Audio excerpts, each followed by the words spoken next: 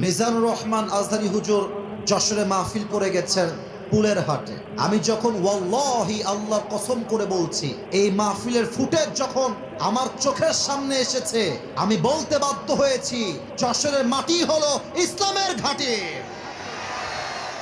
দেখেন, আমি আসিফ হুজুরের ইলম আমল কোনো কিছুই ভালো না, আমি কোনো যোগ্যতাই রাখি না এই চেয়ারে বসার। আমার স্টেজে অনেক মান্যগণ্য ব্যক্তি এমন আছেন যারা আমার চাইতে হাজার কোটি গুণ বেশি কোয়ালিফাইড, মোর কোয়ালিফাইড দেন মি, এটা আমি বিশ্বাস করি। তবে যেহেতু আব্বা আম্মার দোয়া আমার সাথে আছে, আল্লাহ আমি অধমকে এই সম্মানের চেয়ারে আজকে বসিয়েছেন। আমি খুব বেশি ইলম রাখি না, তবে যতটুকু বলবো from my capacity, from my level of capability, আমার যে সাধ্য আছে স্পষ্ট ভাষায় কথা বলবো। আমাদের বাংলাদেশে আজকে যোগ্য আলেমের চাইতে ভাইরাল ব্যক্তির দাম বেশি বেড়ে গিয়েছে। এটা বড্ড খারাপ জিনিস। আমাদেরকে আপনারা খুব বেশি দাম দেন, এটা ঠিক না। আপনাদের উচিত যোগ্য আলেম, যোগ্য ব্যক্তিকে সবচেয়ে বেশি রেসপেক্ট দেওয়া। সমস্যা কোথায় হয়ে গেছে জানেন? সমস্যা কোথায়?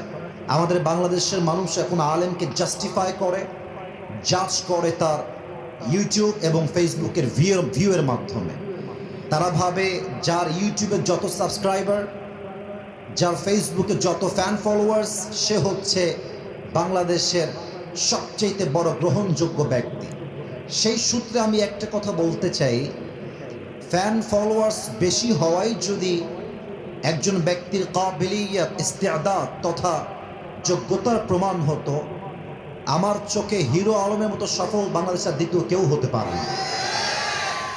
এই ট্রেডিশনটাকে চেঞ্জ করেন। আমি বড্ড অবাক হয়ে যাই।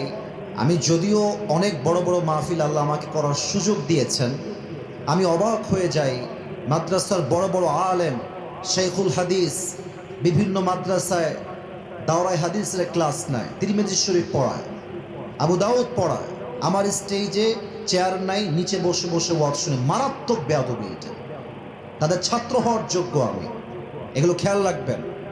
বড় আলেম আসলে চেয়ার দিবেন, সম্মানের জায়গায় রাখবেন। মাথায় রাখবেন, যদি আপনারা আলেমদেরকে যথাযথ সম্মান দেন,